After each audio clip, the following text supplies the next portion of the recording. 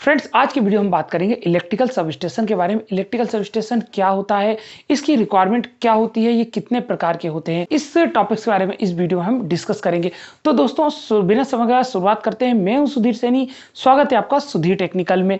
मेरे चैनल से जुड़े रहने के लिए चैनल को सब्सक्राइब और वीडियो को लाइक करिए और साथ में बेल आइकन जरूर दबाएं ताकि आपको टाइम टू टाइम नोटिफिकेशन मिलते रहे। दोस्तों, हम बात करेंगे आज इलेक्ट्रिकल सब स्टेशन के बारे में।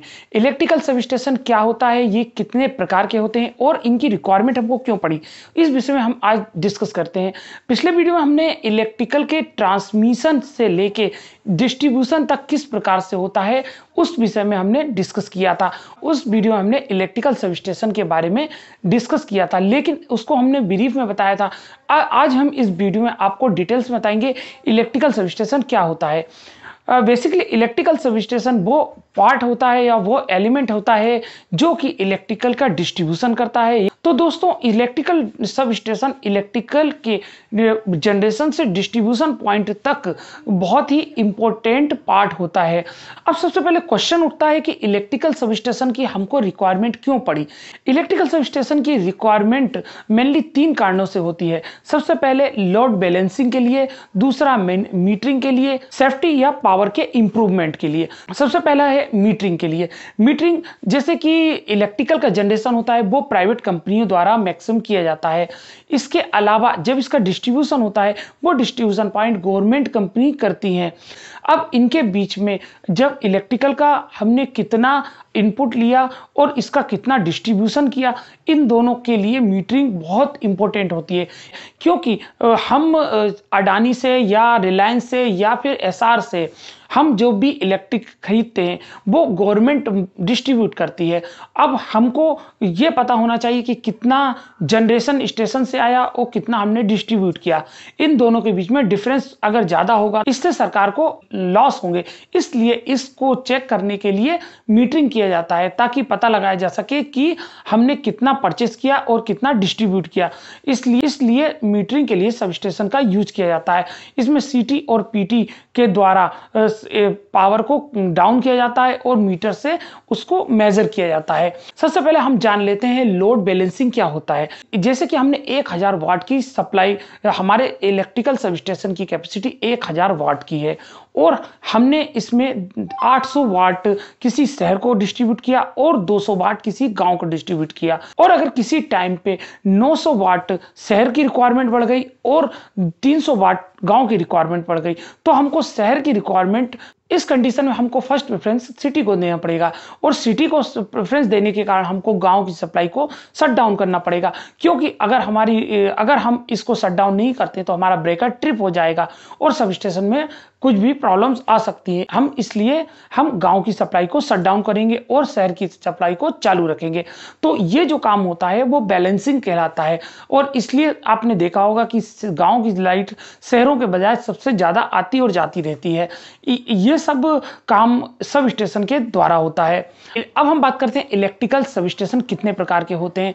इलेक्ट्रिकल सब स्टेशन इसको हम क्लासिफाइड उसकी एप्लीकेशन और रिक्वायरमेंट के अकॉर्डिंग किया गया है। सबसे पहले हम इसको एक स्लाइड के माध्यम से समझ लेते हैं कि इलेक्ट्रिकल सबस्टेशन कितने पार्ट में क्लासिफाइड किया गया है। Classification of electrical substation. Electrical substation को उसके 4 कैटेगरी में डिवाइड किया गया है। पहला है substation based on application, substation based on service, third है बेस्ड ऑन ऑपरेटिंग वोल्टेज और फोर्थ है बेस्ड ऑन लोकेलिटी डिजाइन।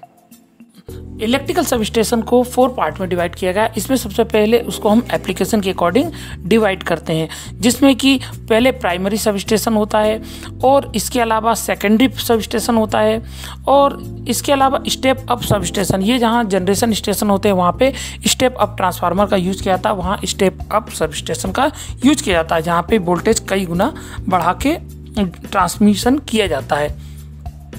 इसके अलावा इंडस्ट्रियल, जहाँ पे इंडस्ट्री में डिस्ट्रीब्यूशन हो वहाँ पे इंडस्ट्रियल सबस्टेशन यूज किया जाता है।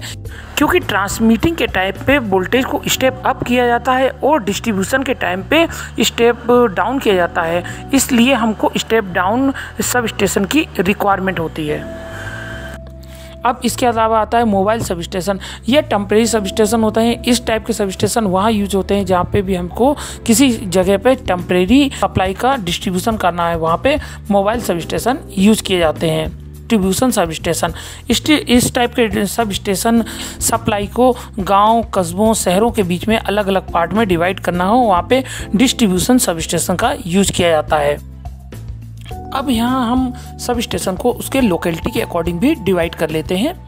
इसमें सबसे पहले आता है आउटडोर सब स्टेशन, जो कि आउटडोर, जहाँ पे हम maximum outdoor sub station India में यूज किए जाते हैं, जहाँ पे हम इलेक्ट्रिकल का डिस्ट्रीब्यूशन वगैरह करते हैं। इंडोर सब स्टेशन, इस प्रकार के sub station down the roof sub station कहलाते हैं। पोल माउंटेड सब स्टेशन, इस प्रकार के जो सब स्टेशन होते हैं उसमें ट्रांसफार्मर पोल के ऊपर माउंट रहता है और ये छोटी लोकेलिटी, खास तौर से जहाँ पे कस्बे, गांव के क्षेत्र होते हैं, वहाँ पे इस टाइप के सब स्टेशन का यूज किया जाता है। अब इसके अलावा है ये underground sub station. Underground sub station ये जहाँ पे काफ़ी कंजेस्टेड जगह होती है, जहाँ पे कि सब स्टेशन के लिए प्रॉपर जगह ना हो, वहाँ पे अंडरग्राउंड सब स्टेशन को बनाया जाता है। अब आता है वोल्टेज के लेवल के अकॉर्डिंग। सब स्टेशन को वोल्टेज के लेवल के अकॉर्डिंग भी क्लासिफाइड किया गया है। इसमें सबसे पहले होता है 11,000 kVA टू 66 kVA का हाई वोल्टेज का सब स्टेशन। इसके अलावा होता है extra high voltage sub station, जिसकी रेंज 132 kV से 400 kV तक होती है। इसके बाद आता है थर्ड अल्ट्रा हाई वोल्टेज, यहाँ 400 kVA के अबव होता है। और इसके अलावा डीसी वोल्टेज का भी, हाई वोल्टेज का भी सब स्टेशन होता है, जहाँ पे प्लस माइनस 250 kV से 400 kV और 500 kV तक का वोल्टेज होता है। अब इसके अलावा होता है, ये इसकी सर्विस पे डिपेंड करता है। कुछ सब स्टेशन जो होते हैं वो एसी से डीसी कन्वर्टर सब स्टेशन के रूप में काम करते हैं। ये इस टाइप के सब स्टेशन खास तौर से रेलवे के लिए यूज होता है, जहाँ पे डीसी का ही यूज किया जाता है। स्विचिंग सब स्टेशन का प्रयोग वहाँ किया जाता है जहाँ पे दो ट्रांसमिटिंग लाइन को आपस में ज्वाइंट करना हो, वहाँ पे स्विचिंग सब स्टेशन का प्रयोग किया जाता है, जिसके बाद एक ट्रांसमिशन लाइन सब स्टेशन में जाता है और उसके बाद उसे नेक्स्ट ट्रांसमिशन लाइन में डिस्ट्रीब्यूट हो जाता है। और इसके बाद थर्ड आता है कलेक्टर सब स्टेशन। ये इस टाइप के सब स्टेशन वहाँ लगाए जाते हैं जहाँ की अलग अलग power source, hydro power, electric और या फिर पावर जनरेशन होता है, वो यहाँ कलेक्टर सब स्टेशन में आके कलेक्ट होता है। इसके बाद इसको डिस्ट्रीब्यूट कर दिया जाता है। फ्रेंड्स, हमने इलेक्ट्रिकल सब स्टेशन के बारे में समझा कि इनके क्लासिफिकेशन कितने प्रकार से होता है और इनकी क्या रिक्वायरमेंट होती है। फ्रेंड्स, अब हम समझ लेते हैं इलेक्ट्रिकल सब स्टेशन कौन कौन से कंपोनेंट से मिलकर बने होते हैं, उसको भी हम यहाँ पे विस्तार पूर्वक जान लेते हैं। फ्रेंड्स, अब हम इलेक्ट्रिकल सब स्टेशन को पहले SLD यानी सिंगल लाइन डायग्राम के द्वारा भी समझ सकते हैं। सबसे पहले सप्लाई जो आएगी 11,000 kV की जो आएगी वो इनकमिंग लाइन से आएगी। ये सबसे पहले AB स्विच या आइसोलेटर में जाती है। यहाँ पे आइसोलेटर का यूज इसलिए किया जाता है क्योंकि यहाँ पे अगर हमको सबसे पहले कोई भी मेंटेनेंस करना हो अपने सब स्टेशन पे या कुछ भी मॉडिफिकेशन करना हो तो सबसे पहले हम आइसोलेटर से इसको आइसोलेट कर देते हैं। इसके बाद सप्लाई आएगी, वो आएगी लाइट अरेस्टर पे, क्योंकि लाइट अरेस्टर जो भी आसमानी बिजली या जो बिजली अगर इलेक्ट्रिकल वायरिंग या इलेक्ट्रिकल पोल्स पे कोई बिजली आती है तो वो लाइट अरेस्टर द्वारा ग्राउंड हो जाती है, जिससे कि सब स्टेशन और जो ST लाइन्स होती है उसकी सुरक्षा होती है। अब लाइट अरेस्टर के बाद जो सप्लाई जाती है वो केबल बॉक्स में जाती है, जहाँ से ये ग्राउंड केबल यानी जो अंडरग्राउंड केबल है वो बॉक्स से 11,000 kVA की सप्लाई अंडरग्राउंड केबल में जाती है। ये अंडरग्राउंड केबल के बाद ये CT और PT, यहाँ पे CT ट्रांसफार्मर में जाती है और फिर उसके बाद PT यानी पोटेंशियल ट्रांसफार्मर जाती है। इससे होती हुई अब इसके बाद ये सप्लाई आती है, वो आती है VCB में। इसे OCB या VCB भी कहते हैं। ये 3 कोर केबल्स होके ये VCB में आती है और इसके बाद ये सप्लाई आती है ट्रांसफार्मर में, जहाँ पे इसको स्टेप डाउन कर लिया जाता है। यहाँ पे 11,000 वोल्ट को 440 या 415 वोल्ट में कन्वर्ट कर लिया जाता है। ये डेल्टा टू स्टार ट्रांसफार्मर के द्वारा होता है। अब यहाँ से इसके बाद सप्लाई जाती है सर्किट ब्रेकर में। इसके बाद सर्किट ब्रेकर से यहाँ पे कैपेसिटर बैंक भी लगा होता है, जहाँ पे इसको पावर फैक्टर इम्प्रूवमेंट के लिए APFC पैनल यूज़ किया जाता है। अब इसके बाद यहाँ पे सप्लाई डिस्ट्रीब्यूट हो जाती है, जो भी अलग अलग LT बस बार के द्वारा किसी भी जगह पे, चाहे प्लांट हो तो वहाँ पे प्लांट्स में अलग अलग डिस्ट्रीब्यूटिंग एरियो में डिस्ट्रीब्यूट हो जाती है।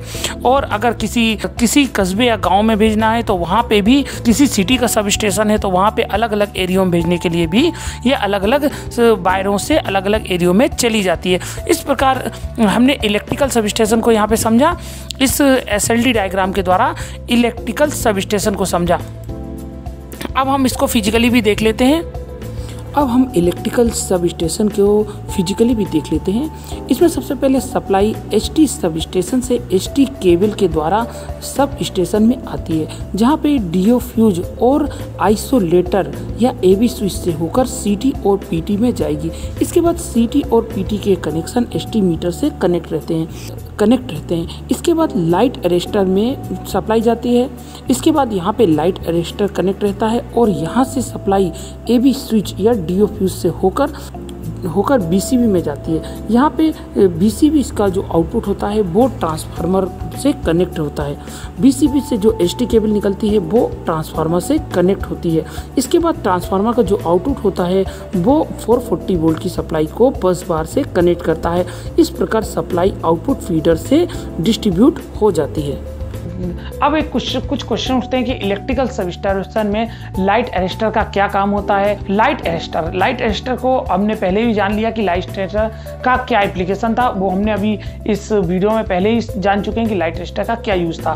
सब स्टेशन में गिट्टी जो जमीन में बिछाई जाती है वो क्यों बिछाई जाती है, इसके बारे में भी हम जान लेते हैं। गिट्टी का यूज़ क्यों होता है। इलेक्ट्रिकल सब स्टेशन में गिट्टी का यूज़ इसलिए होता है क्योंकि गिट्टी एक अच्छा इंसुलेटर का काम करती है, और यहाँ पे जो जमीन में गिट्टी बिछाई जाती है उससे वहाँ पे पानी नहीं ठहरता है और वहाँ पे कुछ पौधे या कुछ भी घास वगैरह नहीं उगती है, जिससे कि एक अच्छा इंसुलेशन होता है। इसलिए हम यहाँ पे गिट्टी का यूज़ करते हैं। फ्रेंड्स, मेरे वीडियो से जुड़े रहने के लिए वीडियो को लाइक और चैनल को सब्सक्राइब करते रहें और टाइम टू टाइम नोटिफिकेशन पाने के लिए बेल आइकन जरूर दबाएं। Thanks for watching. जय हिंद।